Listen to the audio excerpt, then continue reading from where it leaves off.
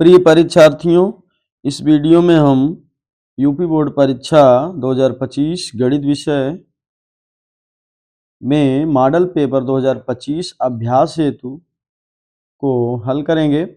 इसमें खंड अ को हमने पहले तीन वीडियो में हल कर चुके हैं। पिछले दो वीडियो में बहुविकल्पी प्रश्नों को 10-10 प्रश्न करके, और पिछले एक वीडियो में प्रश्न नंबर 1 के सभी खंड।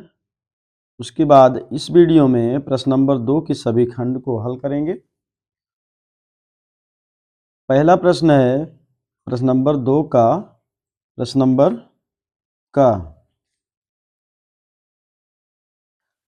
2 का जो प्रश्न है, द्विघात बहुपद f(x = 3x² - x - 4) की शून्य ज्ञात कीजिए। शून्यकों तथा इसके गुणांकों के बीच के संबंध का सत्यापन कीजिए। तो द्विघात समीकरण है f(x = 3x² - x - 4। अब इसके शून्य ज्ञात करना है। शून्य मतलब x का वह मान जिसके लिए इस बहुपद का मान शून्य हो जाता है। तो शून्य ज्ञात करने के लिए इस बहुपद को हम शून्य के बराबर रखेंगे। अतः 3x² - x - 4 = 0। अब ये द्विघात समीकरण हो गया। अब इसको हल करेंगे तो x का 2 मान मिलेगा। इसको हल करेंगे 3x² - 4x + 3x - 4 = 0। मध्य पद -x को 2 पार्ट में बांट दिए, -4x + 3x में। अब इसमें 3x कॉमन हो जाएगा, बचेगा अंडर ब्रैकेट 3x - 4। यहाँ +1 कॉमन होगा, 3x - 4 = 0। यहाँ से 3x - 4 कॉमन, x + 1 = 0।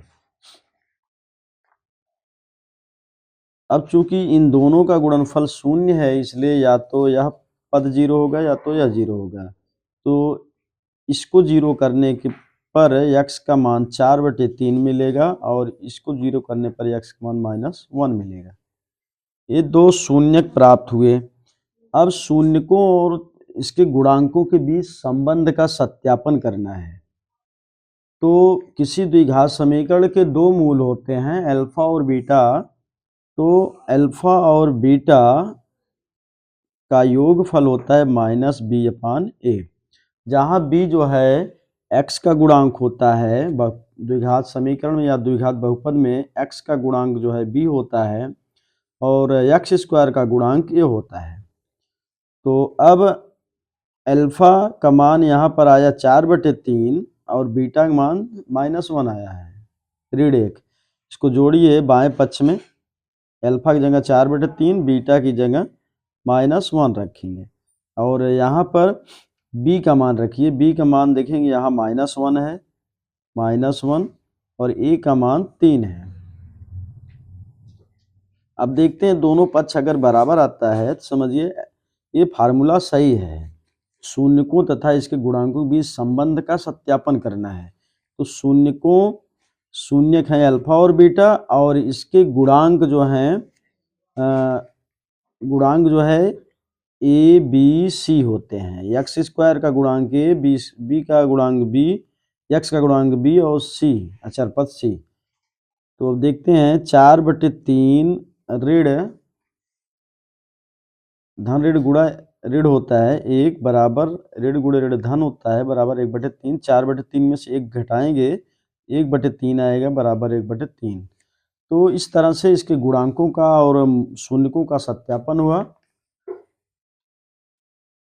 अब प्रश्न नंबर 2 का ख, सिद्ध कीजिए cot a - cos a upon cot a + cos a = cos a के -1 अपान cos a के +1। इसको सिद्ध करना है। प्रश्न नंबर 2 का ख। प्रश्न है, सिद्ध करना है काट ए माइनस कॉस ए अपान काट ए प्लस कॉस ए। इसको सिद्ध करना है cosec A minus 1 equal to cosec A minus 1 upon cosec A plus 1 के बराबर। लेफ्ट हैंड साइड इसका लेंगे, left hand side cot A minus cos A upon cot A plus cos A. अब cot को हम लिख सकते हैं equal to cos A upon sine A. Cot मतलब होता है cos upon sine, minus cos A upon, इस काट को फिर लिखेंगे cos A upon sine A minus plus cos A. ये बराबर हो जाएगा, ऊपर देखिए यहाँ पर कॉस से दोनों पक्षों में दोनों पदों में कॉमन हो जाएगा। कॉस से कॉमन होगा तो अंडर ब्रैकेट बचेगा 1 अपान साइन ए, यहाँ 1 बचेगा, अपान यहाँ पर भी कॉस से कॉमन हो जाएगा, cos A 1 upon sine A plus 1। अब यहाँ पर अंश और हर में कॉस से कैंसिल हो जाएगा और यहाँ 1 अपान साइन ए मतलब कोसेक ए माइनस 1 और 1 अपान साइन मतलब कोसेक ए प्लस 1। ये राइट हैंड साइड आपको प्राप्त हुआ बराबर राइट हैंड साइड इति सिद्धम।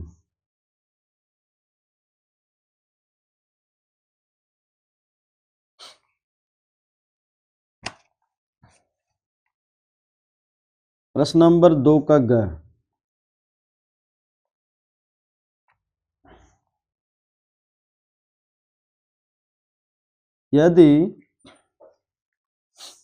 यदि एक बिंदु P से O केंद्र वाले किसी वृत्त पर PA PB स्पर्श रेखाएं परस्पर 80 अंश के कोण पर झुकी हों तो POA का मान ज्ञात कीजिए। इसका फिगर बनाएंगे। एक वृत्त है, इसकी 2 स्पर्श रेखाएं हैं।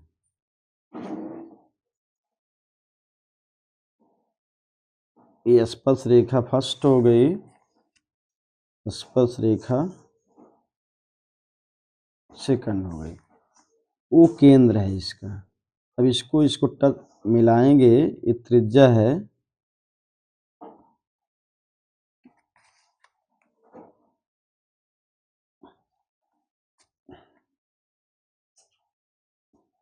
वो केंद्र है और ये वाह्य बिंदु जो है P है। P से 2 स्पर्श रेखाएं खींची गई हैं, PA और PB। पूछा जा रहा है ये दोनों स्पर्श रेखाएं जो है 80 अंश के कोण पर झुकी हुई हैं। ये कोण 80 अंश है। POA का मान मालूम करना है, मतलब इसको मिलाएंगे, यहाँ पर इसी कोण का मान मालूम करना है। तो इसके लिए यह रेखा जो PO रेखा है, यह इसको जो है 2 बराबर भागों में बांटती है।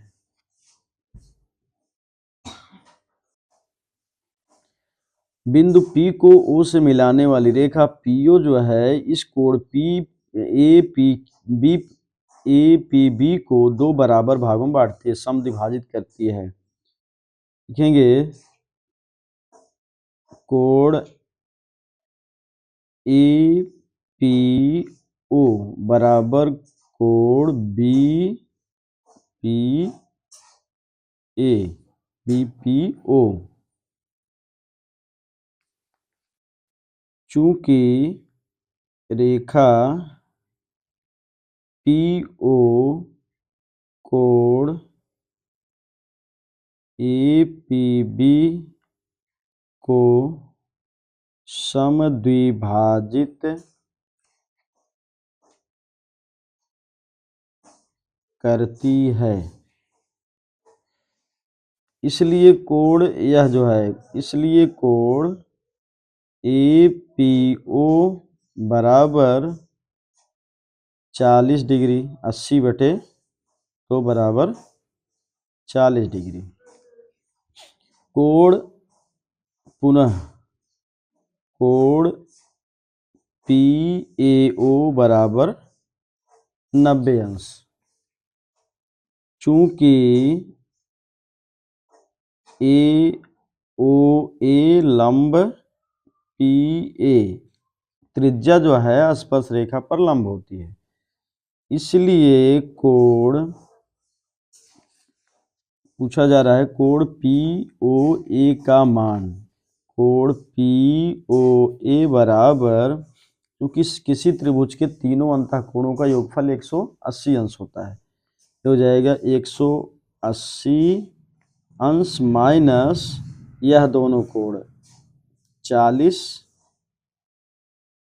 धन 90, इन दोनों को जोड़ करके 180 में से घटा देंगे, ये बराबर हो जाएगा 180 ऋण 40 90 130 बराबर 50 डिग्री। ये आंसर आया 50 डिग्री। अतः कोण पी ओ ए का मान 50 डिग्री हुआ। प्रश्न नंबर 2 का घ है, त्रिभुज पी क्यू आर में जिसका कोण क्यू समकोण है, पी आर धन क्यू आर बराबर 25 और पी क्यू बराबर 5 सेमी है, साइन पी कास पी और टेन पी का मान ज्ञात कीजिए। एक त्रिभुज बनाएंगे, समकोण त्रिभुज जिसका कोण क्यू समकोण है और एक कोण पी क्यू आर, इसका नाम रख लेते हैं। अब इसमें पी आर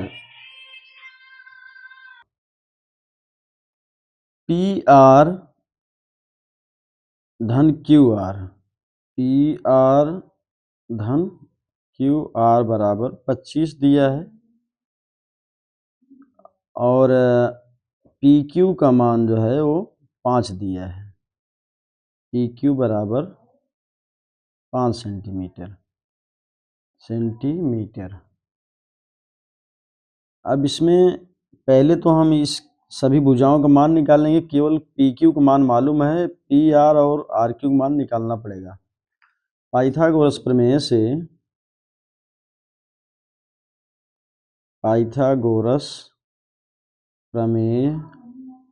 से कर्ण पर बना वर्ग बराबर लंब पर बना वर्ग धन आधार पर बना वर्ग, पी आर का वर्ग बराबर पी क्यू का वर्ग धन क्यू आर का वर्ग। अब पी आर का वैल्यू हम यहाँ से निकालेंगे। यहाँ देखिए, ये यहाँ से पी आर का मान मिलेगा, क्यू आर को दाहिने पक्ष में ले जाएंगे, 25 ऋण क्यू आर, यहाँ पर रखिए 25 ऋण क्यू आर का वर्ग, ये बराबर पी क्यू का मान तो मालूम ही है 5 है, धन क्यू आर का वर्ग। अगले स्टेप पर हम लिखेंगे, इसका विस्तार करते हैं, ए माइनस बी का होल स्क्वायर से जाएगा 25 का वर्ग माइनस प्लस क्यू आर का वर्ग minus 2 into 25 into Q R, ये इसका विस्तार हुआ, बराबर पी क्यू का वर्ग, पी क्यू जो है 5 है, पी क्यू का मान 5 है, 5 का वर्ग हुआ धन क्यू आर का वर्ग। अब क्यू आर दोनों पक्षों में, इधर पॉजिटिव क्यू आर इधर पॉजिटिव क्यू आर, दोनों कैंसिल हो जाएगा। इधर 25 का वर्ग जो है 625 हुआ, माइनस 25 दूना 50 क्यू आर बराबर 5 का वर्ग 25, अब इसको लिख सकते हैं आप, इसको 6 25, 25 बाएं पक्ष में आएगा, 6 25 माइनस 25, इसको दाएं पक्ष में ले जाएंगे 50 Q R. This imply that 50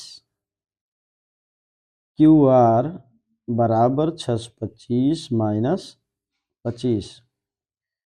therefore 50 Q R equal to 6 25 में से 25 घटाएंगे 600 आएगा, इसलिए क्यू आर बराबर हो जाएगा 600 बटे 50 बराबर 0 0 कैंसिल, 5 बराबर में 60, 12 आ गया।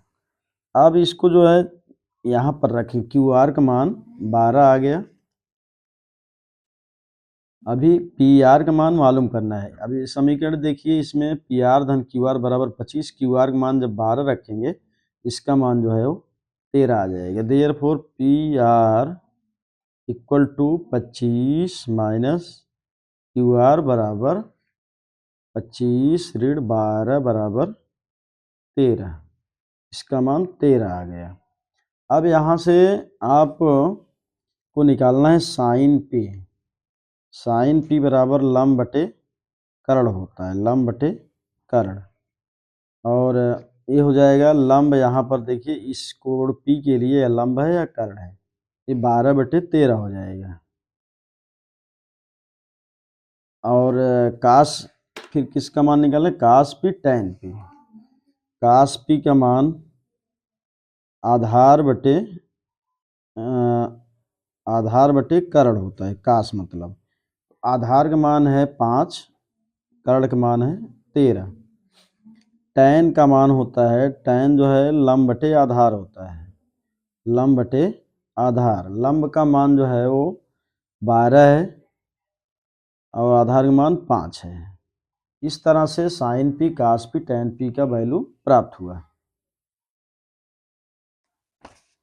प्रश्न नंबर 2 का अंगा, उस समांतर श्रेणी के 51 पदों का योग ज्ञात कीजिए जिसके दूसरे और तीसरे पद क्रमशः 14 और 18 हैं। तो समांतर श्रेणी के 51 पदों का योग निकालना है, n बराबर 51, और दूसरा पद a2 बराबर जो है दिया है 14, a3 बराबर 18। तो कॉमन डिफरेंस निकालने के लिए, सार्वंतर निकालने के लिए a3 माइनस a2 कर देंगे, ये बराबर हो जाएगा 18 ऋण 14 बराबर d बराबर 4 मिलेगा। अब प्रथम पद समांतर श्रेणी का प्रथम पद a बराबर वो निकलेगा दूसरे पद में से सर्वांतर घटा दीजिए, a2 माइनस d, ये बराबर a2 का मान जो है 14 है, d का मान 4 आया है, बराबर 10 हो गया। प्रथम पद 10 हो गया। अब हमको निकालना है 51 पदों का योग। तो n पदों, समांतर श्रेणी के n पदों का योग का सूत्र होता है Sn equal to n/2 into 2a plus n-1 into d, ये फार्मूला है। तो n का मान 51 है, 51 बराबर 51 बटे 2 2a का मान जो है 10 है, प्लस n का मान 51 ऋण 1, d का मान 4 है। वैल्यूज रख दिए। ये यस 51 बराबर 51 बटे 2, अंदर हल करेंगे 10 दूना 20 हुआ, 51 में से 1 घटेगा 50 गुणे 4 हुआ, ये बराबर हो जाएगा 51 बटे 2 20 धन 50 चौका 200, ये हो जाएगा 51 बटे 2 200 और 20 220 हुआ। अब 220 2 से कटेगा 51 गुणे 2 1 के 2 2 1 के 2 110। अब 51 में 110 का गुणा कर दीजिए। 0 51 1 के 51 का 1 हासिल 5, 51 1 के 51 और 5 56, 5610 आंसर।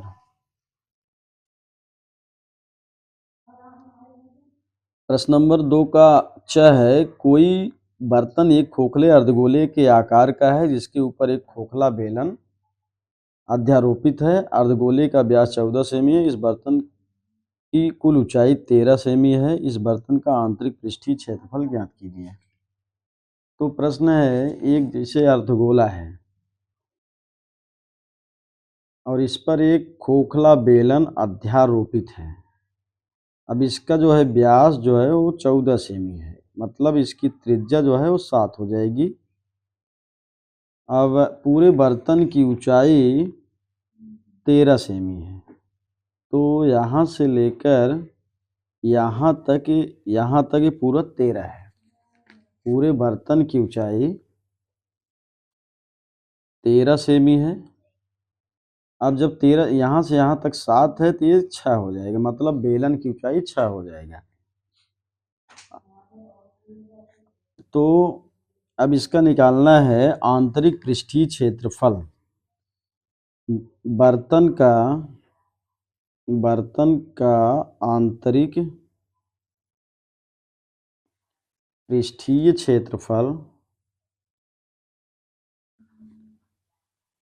क्षेत्रफल बराबर बेलन का पृष्ठीय क्षेत्रफल